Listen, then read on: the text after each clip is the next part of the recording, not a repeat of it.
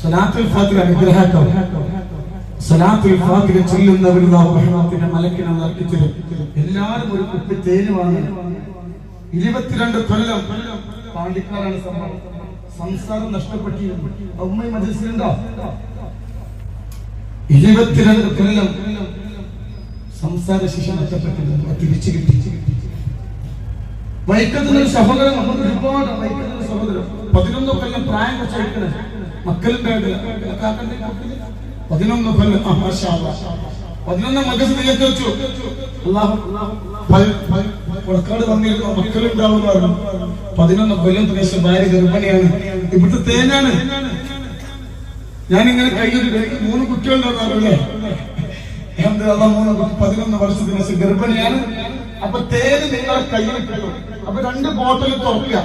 ഇവിടുന്ന് 101 സ്വലാത്തുൽ ഫാത്തിഹ ചൊല്ലുമ്പോ അതിൽ ഓതി.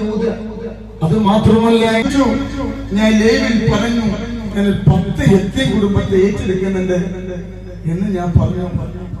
10 യത്തീം മക്കൾക്കുള്ള ഒരു വരുമാനം ഈ ജ്വല്ലറി പൈസ ഏറ്റെടുക്കേണ്ട. അങ്ങനെ ഞാൻ കമ്മിറ്റി വിളിച്ചു. എന്റെ വീടിന്റെ ഉമ്മറം നിറഞ്ഞു കവിഞ്ഞു.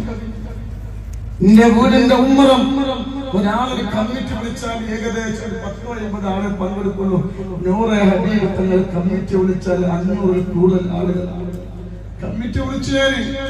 അങ്ങനെ ഞാൻ ഒരുപാട് യത്തീം കുടുംബങ്ങളും സുബ്ഹാനല്ലാഹ് 10 കൂടുതൽ യത്തീം മക്കൾ ഉണ്ടെങ്കിൽ നറുക്കെടുത്തിട്ട് എന്ത് ചെയ്യാം, ഒരു 10 കുട്ടികളെ നമുക്കത് എടുത്തെടുക്കാമെന്ന് വിചാരിച്ചു. ഇതിന് മുന്നേ ഒരു കാര്യം പറയാൻ എന്താ